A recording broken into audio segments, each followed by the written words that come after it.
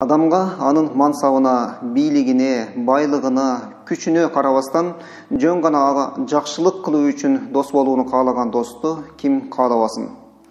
Же болбосо адам туура эмес жолго басып бара жатканда аны көңүлүнү оортуп албайын деп, сен туура жолдо баратасың деп, же болбосо ага кошоматчылык кылып, сиз туура жолдо жүрөсүз дебестен анын бетине сен туура эмес жолго түшүп алдың. Бул жолдо жүрсөң сен бул дүйнөдө дагы бактысыз болосуң, акыретте дагы бактысыз болосуң. Ал эми чыныгы туура жол мына ушул жол менен жүргүн деп ага багыт көрсөтө турган досту ким каалабасын? Же болбосо көңүл чөгүп, маанайы түшүп, жүрөгү кайгырып турган учурда анын маанайын көтөрүп, кайгысыны кетире турган досту ким каалабасын?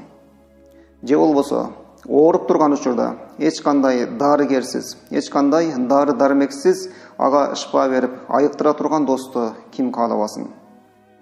Бул дүйнөдөн өтүп караңгы кабырга кирген кезде, түндүн караңгылыгында, кабырдагы биринчи караңгы түндө анын кабырына нур чачып жарык кылып туруучу досту ким каалабасын? Же болбосо кыямат күнү Алла Тааланын алдында эсеп кысап берип, кылган сооптуу иштерине караганда кылган күнөөсү көп болуп, көз алдына тозок тартылып турганда келип аны колдоп, колунан бейишти көздөй жетелеп кете турган досту ким каалабасын? Же болбосо бейишке киргенде, бейиште турган жеринде келип, досум, бул сенин ордуң эмес, сенин ордуң тиякта деп бейиштеги бийик даражага алып чыгып кете турган досту ким каалабасын?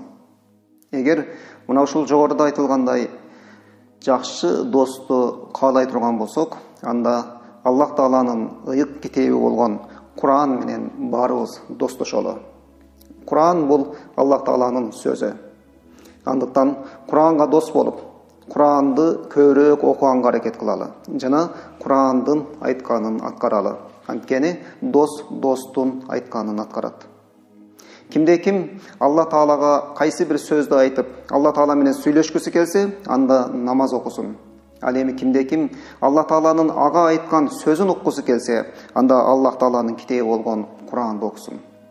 Аллах Таала ыйык Куранда бизге бир эле бул дүйнөдө эмес, акыретте дагы бактылуулукка баштай турган жолду, багытты көрсөтүп койгон. Ошон үчүн Аллах Тааланын ыйык китеби Куран менен дос болуп, Куранды көбүрөөк окуп, анда айтылгандарды иш жүзүндө аткарганга тырышалы жана аракет кылалы. Айрыкча ыйык Рамазан айында, сооптору көбөйтүлө турган айда, Куран түшкөн айда көбүрөөк Куран окуп, Куран окууну мурдага караганда 2-3 эсеге көбөйткөнгө аракет кылалы. Куран менен дос болгон адам гана чыныгы бакыттын эшигин, тагыраак айтканда, бул дүйнөнүн бактысын дагы жана акыреттин дагы бактысын таба алат. Андыктан Куран менен дос бололу. Кийинки жолукканга чейин сак саламат болуңуздар. Ассаламу алейкум ва рахматуллахи ва баракатух.